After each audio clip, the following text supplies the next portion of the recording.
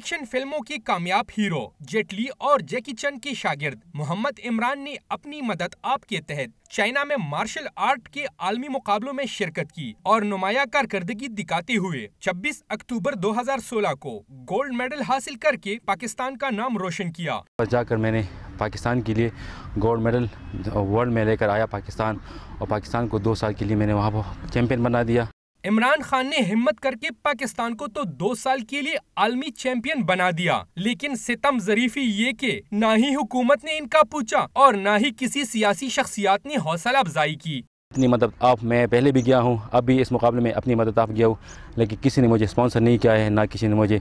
ये कहा है कि आपको बहुत बहुत मुबारक हो। इमरान के दोस्त और रिश्तेदार भी उनकी कामयाबी और जीत पर खुश हैं और उन पर फख्र करते हैं।